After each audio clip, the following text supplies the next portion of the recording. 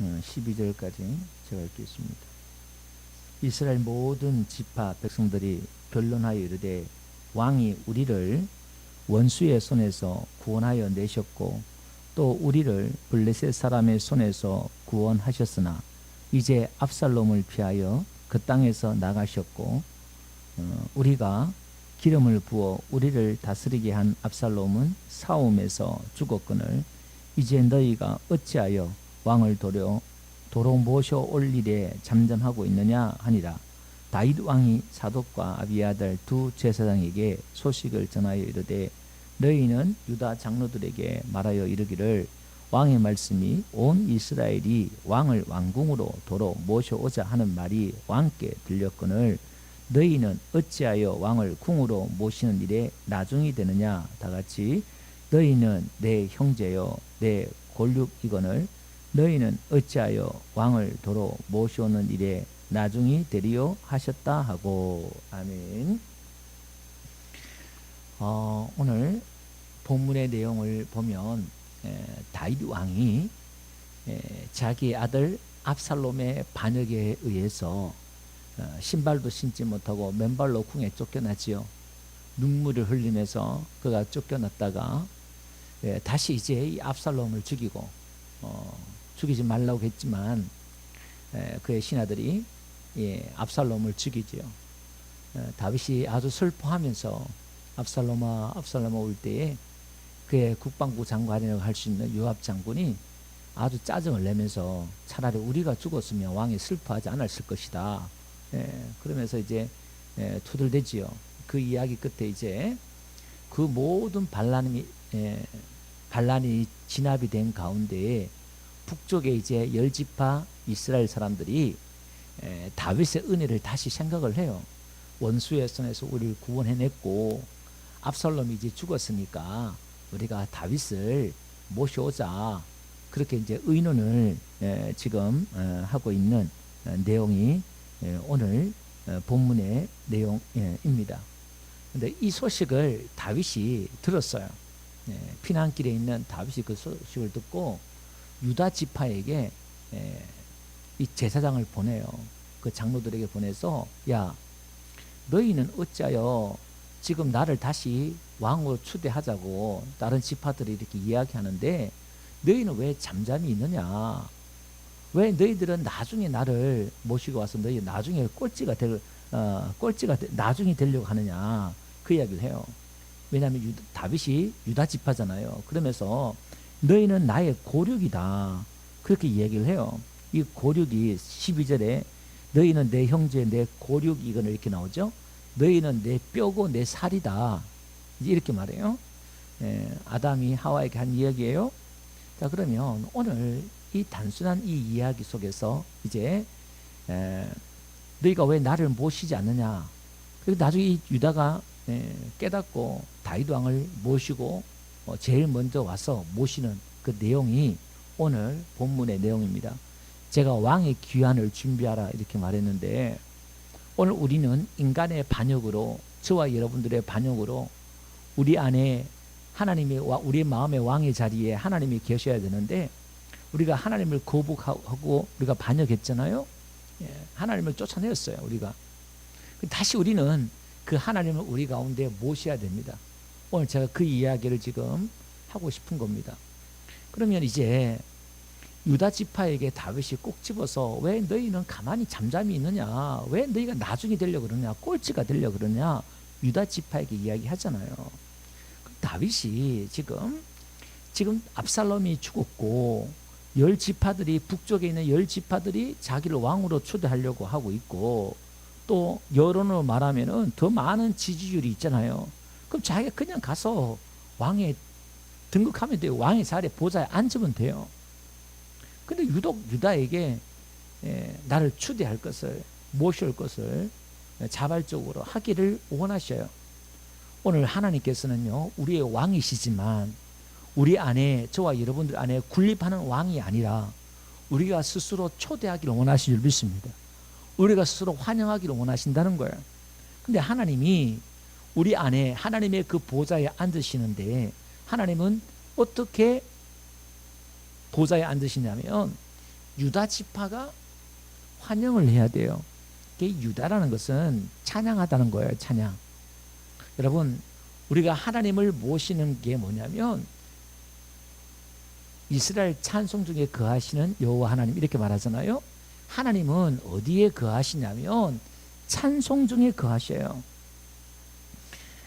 시편 22편 3절에 말씀하고 있잖아요. 거기에 찬송 중에 계시는 요 말이 야샤브란 말인데 앉다, 머무르다, 거주하다 이 말이에요. 그러니까 하나님께서는 찬양 중에 앉고 찬양 가운데 머무르고 거주하신다 그 이야기예요. 그러니까 하나님의 보좌는 뭐냐? 찬양이라는 거예요. 유다라는 거예요. 우리가 하나님을 찬양할 때 우리가 하나님을 환영하고 모시는 것인 줄 믿습니다. 그래서 오늘 우리는요, 하나님은 찬양받기를 원하셔요. 그래서 이사야 43장 21절에 보니까 하나님께서 인간을, 사람을 지으신 이유가 뭐냐면 나를 위해서, 하나님을 위해서 지었다 이렇게 말하면서 나를 찬송하게 하려 함이라 이렇게 말씀하고 있어요. 그러면 하나님은 우리 사람을 지었을 때 찬송받기 위해서 지었다 이렇게 말씀하면 우리가 오해하기 쉬운데, 지난 주일 말씀과 연결해서 이렇게 복음적으로 이해하면 이 찬송이라는 것은 칭찬하고 높이다, 자랑하다 이런 뜻이 있다 했잖아요. 그러면 그 앞에 이 이사야 43장 21절 그 앞에 하나님 이야기가 뭐냐면 19절 한번 보세요. 거기 보니까 이렇게 말씀하고 있어요. 보라, 내가 새 일을 행하리니 이렇게 말해요. 하나님이 놀라운 새 일을 행하시는데 그게 뭐냐면 광야에서 길을 낸대요. 사막에 강을 낸대요. 이게 말이 안 되는 거예요. 이 이야기는 나중에 천년왕국에 이루어질 일인데 오늘 우리 개인에게 적용시켜도 돼요. 길이 없는 가운데, 사방에 길이 막힌 가운데 길을 내시고 사막에 메말라서 다 물질도 건강도 다 메마른 가운데 하나님이 강을 낸다는 거예요. 하나님이 기적을 낸다는 거예요. 할렐루야. 그래 놓고 오늘 21절에 내가 내 백성을, 내가 사람을 지었는데 찬송하게 하려면 이렇게 나와요. 그러니까 찬양은 언제 나와요? 하나님이 나에게 광야에 길을 내시고 사막에 강을 내시고 놀라운 일을 행할 때에 그것을 보고 찬양하는 것이 찬양인 줄 믿습니다. 그러니까 여러분, 인격체는 칭찬하고 높이고 자랑하면 어떻게 할까요? 더 움직이게 만들고 더 행동하게 만들어요. 우리 아내들이 지혜가 부족한 게 뭐냐면, 과거에 그래요. 어느 목사님이 설교를 하는 가운데 남자들이 참 지혜가 없다고, 남자들은 미련하게도 그 다방 내지나 옛날에 있잖아요, 다방 내지나 술집 여자한테 남자들 돈을 다 갖다 주나요? 그래 어리석고 미련한 남자들이 어디 있어요? 아내들은 평생 옆에서 처자식 키운다고 고생하고 그 어려운 살림 사는데 돈을 엉뚱한 다 갖다 줘요. 그 왜 그럴까요? 여러분, 그 지친 몸, 남편 스트레스도 다 있잖아요. 힘든 가운데서 집에 가면 누구도 위로받지 못하는데 다방 아가씨나 술집 여자들은요, 부어라 마시라 하면서 남자가 뭔 짓거지 하더라도, 뭔 짓을 하더라도 다 받아줘요. 네, 다 받아주고 뭐 기본 맞춰주니까 거기 뭐가 나와요? 돈이 나와요. 막 뿌려요 그냥. 그러니까 우리 남자들 호주면 돈을 받는 게 뭐냐면 남편들 칭찬해주고 인정해주면요, 남자들이 신바람이 나가지고 기분 좋아가지고 더 줘요. 그게 자꾸 칭찬하고 감사하고. 그러니까 인격체는 내가 감사하고 칭찬하고 이렇게 높여주면요, 더 나를 위해 일하게 하고 더 움직이고 더 일 잘하는 거예요. 그 칭찬 고래도 춤추게 한다 하잖아요. 우리 하나님은 마찬가지예요. 하나님 우리에게 은혜를 주셔서 기쁨을 주셔서 이렇게 예배하고 찬양하게 하고 그러잖아요. 그럼 또 하나님이 또 일하셔요. 하나님이 자꾸 왜 찬양받기를 원하셔서, 아, 하나님 이렇게 주셨네요, 하나님 이렇게 행하셨네요, 하나님 이걸 자꾸 듣고 싶어 하시고, 우리 하나님도 이걸 하나님이 좋아하셔가지고 오늘 저와 여러분들 은혜 주시고 또 복을 주시고 이렇게 하실 줄 믿습니다. 그래서 하나님은 어디 가운데 거하신다고요? 찬양 가운데 거하는 거예요. 남자들이 맨날 술집에 가는 것처럼, 예? 칭찬하는 것처럼. 예를 들면 우리가 자기를 칭찬해주고 인정하는 곳에 머물고 싶잖아요. 그 우리는 하나님을 높이고 자랑하고 찬양하는 가운데 하나님께서 보좌 삼으셔서 임하실 줄 믿습니다. 그래서 오늘 유다에게 왜 나를 환영하지 않느냐, 모시지 않느냐, 그렇게 지금 이야기를 하고 있습니다. 그러면서 시편 한번 볼게요. 34편에 보니까 이렇게 나와요. 내가 여호와를 항상 송축하며 내 입술로 항상 주를 찬양하리이다. 내 영혼이 여호와를 자랑하리니 공고한 자들이 이를 듣고 기뻐하리로다. 내가 함께 여호와를 광대하시다 하며 함께 그의 이름을 높이세. 그리고 그의 이름을 높이고 자랑하고 찬양한다 이 말이에요. 그러니까 내가 여호와께 간구하며 내게 응답하시고 내 모든 두려움에서 나를 건지셨도다. 그들이 주를 앙망하고 광채를 내었으니 그들의 얼굴은 부끄럽지 아니하로다. 이 공고한 자가 부르짖음에 여호와께서 들으시고 그의 모든 환난에서 구원하셨도다. 여호와의 천사가 주를 경외하는 자를 둘러 진치고 그를 건지시는도다. 우리가 하나님을 찬양하고 소리 질러서 우리가 하나님께 부르짖고 기도할 때에 하나님께서 우리에게 찾아오셔서 우리의 공고한 자리에서 우리를 일으켜 주시고 불안과 염려와 두려움 속에서 하나님께서 우리에게 평강의 왕으로 오셔서 하나님의 위로와 평강의 저와 여러분들께 함께 하실 줄 믿습니다. 그래서 이사야 6장에 가보니까요, 이사야가 환상 중에 우시아가 죽던 왕 때에 환상 중에 보니까 지금 하나님의 그 보좌가 있어요. 높이 들린 하나님의 그 보좌가 있잖아요. 근데 그 옷자락이 예루살렘 성들을 다 덮으면서 있는데 서랍들, 예배를 돕는 천사들이에요. 그 서랍들이 2절에 보니까 6 날개가 있어. 2 날개로 얼굴을 가리고 2 날개는 날개짓하고 2 날개 자기 발을 가리면서 그가 찬양을 하는데요. 뭐라고 찬양하느냐? 3절에 보니까 거룩하다, 거룩하다, 거룩하다. 그러면서 하나님의 그 거룩하심, 하나님의 그 성품을 막 찬양하는 거예요. 하나님의 그 영광이 온 땅에 충만하다.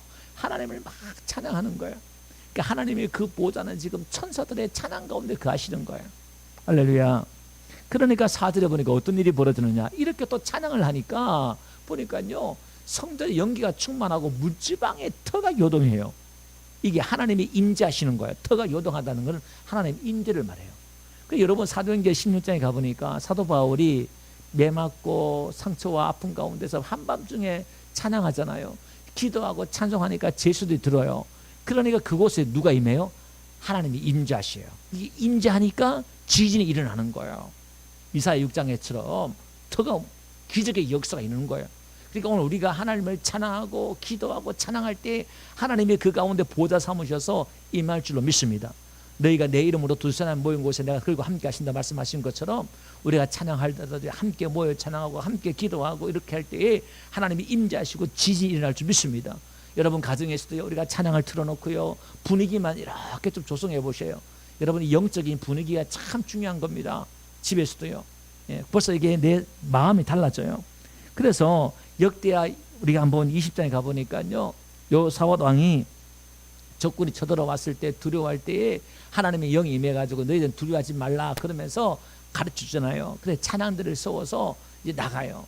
찬양사를 나가면서 이제 뭐냐면은 19절 가보니 이렇게 나와요. 고라 자손들이 함께 쭉 가면서 큰 소리로 이스라엘 하나님 여호와를 찬양하는 거예요. 여러분 찬양할 때 어떤 소리로? 큰 소리로 하나님을 찬양하는 거예요. 큰 소리로 하나님을 찬양하니까 지금 두려움도 떠나가고, 지금 전쟁터예요. 적이 있어요. 무기도 안 들고 지금 가운을 입고 나가는데 얼마나 두렵겠어요. 근데 큰 소리로 찬양할 때 하나님의 역사가, 하나님의 복병을 숨겨둬서 적군들은 한 사람도 빠지지 않고 다 죽게 한 줄 믿습니다. 이런 기적이 있는 거예요. 그래서 우리는요, 하나님을 모시고 싶은 사람은요, 내가 큰 소리로 찬양해야 돼요. 여러분 기적의 역사는요, 내 마음에 생각이 있더라도 내가 입으로 찬양 바깥으로 외쳐야 되는 거예요. 여러분 여리고성을 무너뜨릴 때 하루에 7바퀴씩 마지막 날 7바퀴 돌고 무너져라 막 소리를 외쳤잖아요. 소리를 외치래요. 여러분 소경들이 예수님 지나갈 때 다윗의 자손 예수여 나를 불쌍히 여겨서 제 아들이 잠잠하라 그래도 소리쳤단 말이에요. 여러분 우리가 오늘 하나님 앞에 부르짖고 하나님 앞에 부르짖어 찬양하고 기도하고 할 때에 하나님께서 임재하시고 역사하실 줄 믿습니다. 인격체이기 때문에 말로 외치고 고백하고 큰 소리로 내라 이렇게 말씀하고 있다 이 말입니다. 이게 소리 낸다는 게 중요해요. 그리고 여러분 다윗도 왕이 되어가지고 이 앞전에는 어떻게 해요? 법궤를 모실 때 40년 동안 법궤가 방치되었을 때 법궤를 모셔올 때에 길에서 춤을 추고 왕복을 벗고 춤을 추고 하나님을 찬양했잖아요. 그러니까 체면도 다 내려놓고 하나님을 찬양했단 말이에요. 자기 안에 미갈이 비웃을 정도로 채통도 없이 그렇게 찬양했단 말이에요. 그러니까 우리는 하나님을 찬양할 때는요, 내 체면도 내려놔야 돼요. 그리고 하나님을 찬양해요. 그 하나님이 기뻐할 줄 믿습니다. 그 미갈은 애기도 못 낳고 그랬잖아요. 그것 때문에. 그죠? 그래서 우리는 왕을 모실 때, 내 안에 모실 때 하나님을 환영하고 나를 구원해 주시고 또 나를 위해 또 우리의 왕은 나를 군림하는 왕이 아니라 나에게 은혜 베풀어 주시고 평강을 주시고 복을 주시고 이런 하나님인 줄로 믿습니다. 그 하나님을 우리가 찬양하고 환영하고 모시는 거예요. 그럴 때 한번 봅시다. 그럴 때 오늘 15절 한번 보니까요, 이제 오는 장소가 왕의 귀향길을 한번 보면요, 길갈로 와요. 길갈. 이게 이제 요단을 건너려고 길갈로 오는데, 이 길갈은요 이스라엘 백성이 가나안 땅에 들어갈 때 할례를 행했던 거예요. 애굽의 수치를 이제 굴러가다 뜻인데, 애굽의 수치를 다 굴러갔다 이제 회개하는 그런 의미예요. 근데 여기서 누가 나오느냐? 시므이가 사울 왕의 친척이었던 먼 친척이었던 시므이가 1000명을 데리고 베냐민 지파의 1000명을 데리고 다윗에게 가서 회개를 해요. 왕이요, 용서해 주십시오. 내가 죽을 죄를 지었습니다. 이 시므이가 얼마 전에 다윗이 도망갈 때 비루한 자여 가거라 가거라면서 다윗을 저주했잖아요. 근데 지금 왕이 다시 귀환하니까 이 시므이는 죽은 목숨이에요. 그래서 왕 앞에 와가 엎드려가지고 살려주십시오. 잘못했습니다. 그러니까 아마사 군대 자기 부하가, 다윗의 부하가 너는 기름 부은 종을 저주했으니까 죽여야 된다. 다윗이 말려요. 왕의 명령으로 사면을 해줘요. 용서를 해줘요. 길갈에서 용서가 이루어져요. 여러분, 오늘 왕이 저와 여러분을 가운데 우리 교회와 가정에 우리 임할 때는 우리 안에 뭐가 이루어지느냐? 왕은 우리에게 용서를 가지고 오셔요. 우리가 마땅히 죽어야 되는데 하나님의 그 용서를 가지고 우리에게 임하시고 우리 모든 죄를 덮어주시고 우리에게 임하시는 줄로 믿습니다. 그리고 우리도 어떻게 해요? 우리가 왕으로 모시기 위해서는 우리가 용서를 해야 돼요. 내 마음의 형제를 누구를 용서할 때에 그것은 하나님의 사랑이 내 안에 머물고 있다는 걸 증거하잖아요. 그 사랑으로 하나님의 그 사랑을 먼저 받으셔요. 하나님의 그 사랑이 없는데 우리가 어떻게 그 사랑을 용서하겠어요, 사실은. 근데 먼저 하나님께서 우리에게 그런 마음과 사랑을 여러분 구하시면서 용서를 하면요, 하나님께서 우리에게 더 큰 은혜를 주시는데 그 용서 가운데, 사랑 가운데 하나님이 임재하셔요. 너희가 서로 사랑하면 내 제자다. 예수님 말씀하셨잖아요. 그러니까 찬양 가운데, 사랑 가운데 하나님께서 보좌로 임재하실 줄 믿습니다. 사랑을 다투고 분쟁하면요, 하나님이 거기 누가 있고 싶겠어요. 거기에 하나님이 나라도 있기 싫어요. 그러니까 오늘 우리는 서로 화합하고 사랑하는 가운데 하나님의 보좌, 그런 교회를 만드시는 저와 여러분들 되시기를 주 여러분 축원드립니다. 자, 그러면서 이제 41절 쭉 가면서 이제 요단강을 건너요. 요단을 건너는데 누가 나오느냐? 거기에 왕이 이제 건너는데 한번 봅시다. 그 앞에 이제 그걸 또 봐야 되겠네요. 앞에 좀 내가 뛰어넘었는데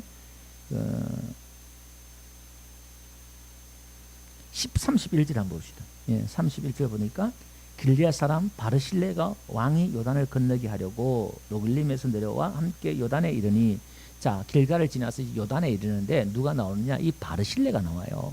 이 바르실레는 부자였어요. 큰 부자였거든요. 그 얼마 전에 다윗이 도망갈 때에 이 다윗을 공개했던, 섬겼던 사람이 바르실레예요. 나이가 지금 한참 되어가지고 이제 노령인데 나이가 80세예요. 근데 이제 다윗이 돌아온다는 이야기를 듣고 이제 요단강을 건너는데 그 다윗을 함께 건너려고 나온 거예요. 그 다윗이 얼마나 감사해요. 그래서 이제 이 바르실레에게 나와 함께 왕궁으로 가자. 네가 나를 공양했듯이 내가 너를 공양하겠다. 그러니까 바르실레가 내가 나이가 많아가지고 왕한테 가면 짐이 되니까 내 아들이 있으니까 내 아들을 데려 이제 가라 이렇게 말을 합니다. 그러니까 이제 이 바르실레 대신에 다윗이 그의 아들을 김함이란 아들을 데리고 와요.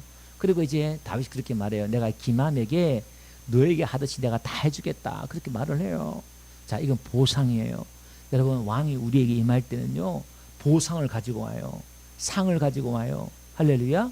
하나님이 오면 저와 여러분들이 인지하시면 빈손으로 공짜로 오는 게 아니라 우리가 하나님을 위해 대접해야 되고 뭐가 해야 되는 것 같지만, 여러분, 하나님을 나의 마음속에 왕으로 주인으로 모시면, 그 하나님을 예배하면, 예배한다는 것은 내 주인으로 모신다는 거잖아요. 그렇게 하면 그 왕은 저와 여러분들에게 상을 주시는 거예요. 하나님 앞에 나온 자마다 그가 살아계신 것과 그를 찾는 자에게 상 주시니심을 믿어야 할지니라 이렇게 말씀하셨어요. 할렐루야. 오늘 이 자리에 나온 저와 여러분들에게 하나님이 상을 주실 줄 믿습니다. 내 안에 하나님을 모실 때 우리가 뭔가 하나님 앞에 얽매이는 것 같고 부담스러운 것 같고 종이되는 것 같고 우리는 그렇게 생각해요. 아니에요.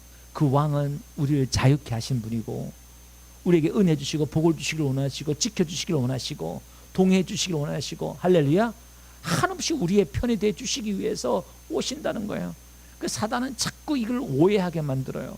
우리의 자유를 빼앗는 것처럼, 아담에게 속여서 선악과를 따먹게 한 것처럼 자꾸 우리를 구속하신 하나님으로 오해하게 만든다 이 말이에요. 그래서 그분은 우리에게 상을 주셔요. 그리고 또 어떻게 해요? 어려울 때 여러분 다 무너져가고 어려운 그 다윗 왕을 한번 보세요. 그 다윗 왕은 그 당시에 하나님 앞에 범죄해서 우리 안에 바세바를 범하고 그렇게 해서 백주 되나세 하나님 앞에 그 아들 압살롬이 반역을 일으켜서 모든 나라가 다 압살롬을 따르고 다윗을 버렸단 말이에요. 그러면 누가 다윗의 편에 든다는 것 자체는 이건 망하기로 작정한 거예요. 근데 바르실레가 그럼에도 불구하고 하나님의 종을 대접했단 말이에요. 그러니까 그게 보상이 오더라 이 말입니다. 그러니까 오늘 우리가 하나님 앞에 충성할 때에 여러분의 충성한 것을 통해서 하나님께서 여러분의 자녀를 책임져 주실 줄 믿습니다. 눈물로 기도로 충성한 자녀들 하나님 반드시 그 자녀에게 하나님 복을 주시는 거예요. 다윗과 다게 하나님 솔로몬에 복을 주셨던 것처럼 죄는 그것 않지만 하나님의 은혜로우신 분은요, 아버지 죄 때문에 자식은 벌을 하지 않지만 아버지 은혜 때문에 자식에게 복을 주는 은혜는 있어요. 할렐루야. 그래서 오늘 우리는 우리가 나만을 위한 게 아니라 내 자녀를 위해서도 하나님을 섬기고 하나님을 사랑하고 충성하고 심는 거예요. 그럴 때 하나님께서 우리 가운데 온전히 왕으로 임하실 줄 믿습니다. 자, 그래서 한번 보세요. 이제 건너왔어요. 건너왔는데 유다가 앞장서서 건너왔어요. 건너오니까 이제 어떤 문제가 생기냐면은 41절에 가보니까요, 온 이스라엘이 나와요. 나와가지고 유다 사람들이 어떻게 왕을 도둑질해가지고 왕 요단을 건너게 했느냐, 그렇게 말을 해요. 그러니까 이 유다는 하는 말이 42절 보니까 우리는 왕의 종친인 까닭이다 이렇게 말을 해요. 요즘 말하면 우리는 윤회깔이다, 그 말이에요. 우리는 다윗 파다 이 말이에요. 그러니까 우리가 왔다 이렇게 말해요. 그러니까 지금 이제 참 이 한번 보세요. 지금 얼마 전까지만 해도 온 나라가 다윗을 다 비난하고 죽일 놈이라 그랬잖아요. 근데 지금 한순간에 서로가 다윗을 모시려고 그러고 다윗의 눈에 점수 따려고 이렇게 한단 말이에요. 예. 대통령에 대해서 인수위원회 맞는 거예요. 지금 한마디로 그 이야기는 겁니다. 이게. 그러니까 우리가 사람들이 여러분 비난하고 손가락질하고 할 때에 여러분 세상 살고 싶은 사람 있겠어요? 한두 사람이 그래도 몇 사람만 그래도 참 살기 힘드는데 온 나라가 9시 뉴스가 뭐고 다 여러분 비난한다 그러면 여러분 어떻겠어요? 살 자신 있어요? 다윗은 버텼어요. 그 모든 비난 가운데서도요, 하나님 바라보면서 그가 견뎠단 말이에요. 그러니까 여론이나 비난은 하루아침에 바뀌어요. 하나님의 사람은 칭찬과 비난은요, 거기 우리 하나님의 사람, 믿음의 사람들이 좌지우지할 필요 없어요. 하나님 한순간에 바뀌어요. 그러니까 서로가 지금 반대로 다윗에게 지금 인기 얻으려고 쟁탈하고 서로 갈등하고 싸우잖아요. 그러니까 찢고 볶고 세우는 거예요. 이제 왕권이 회복되니까 서로 알력이 생기고 다툼이 생긴다, 갈등이 또 생긴다 이 말이에요. 여러분, 오늘 말씀을 정리해 볼게요. 오늘 우리는 이 갈등 속에서도 또 서로 양보가 있어야 되겠죠. 온 이스라엘 사람이 먼저 의논했다가 나중에 뒤에 굴러온다고 박힌돌을 뺀다고 유다가 갑자기 치고 나와가지고 지가 앞서가고 또 잘난 척하고 우리는 왕의 친족이다 또 이렇게 하니까 그 갈등이 해소가 되겠어요? 복음적이지가 않죠. 예, 그러니까 그러든 화합하기 위해서는 서로가 자기 어떤 고난을 내어놓고 자기가 일을 했으면 갈등이 생기면 좀 물러날 줄 알고, 교회도 마찬가지입니다. 오래 봉사하고 열심히 한 사람들이 있으면요 하나의 세력이 형성이 되기 때문에 보이지 않지만 또 다른 파와 파벌끼리 간에 알력이 생겨요. 그러면요 그 사람은 조용히 자기의 모든 고난을 내려놔야 돼요. 그게 지혜로운 사람이고 그게 복음적인 사람이고, 그런 사람을 통해서 교회와 합평이 이루어져요. 근데 계속 자기 고난과 권리를 계속 주장하면요 교회의 갈등과 분쟁이 사라지지가 않아요. 그게 내가 죽을 때 내가 낮아짐으로 가정도 교회도 하나가 되고 화합이 될 줄 믿습니다. 오늘 대한민국 교회도 마찬가지예요. 우리의 권리와 주장을 내세우면요 사회만 더 갈등만 증폭이 돼요. 예, 대놓고 교회의 권리만 세웠고 이익만 추구하면요 세상 사람들 어떻게 보겠어요? 우리의 권리를 내놓고 양보하고 죽는 모습을 보여야지. 예, 세상 사람을 봤을 때 꼭 교회는요 손해 안 보려고 그러고 이익 챙기려고 그러고 막 그냥 분쟁하고 다투는, 그렇게 보면 그게 복음이냐 이 말이에요. 안 된다 이 말입니다. 그곳에 그 교회에 하나님 임하시겠냐 이 말이에요. 오늘 저와 여러분들 정말 다시 한번 신랑을 잃었을 때 금식하라는 것처럼 내 안에 우리 안에 하나님께서 하나님이 그 왕으로 모시는 이 한 시간 되기를 주로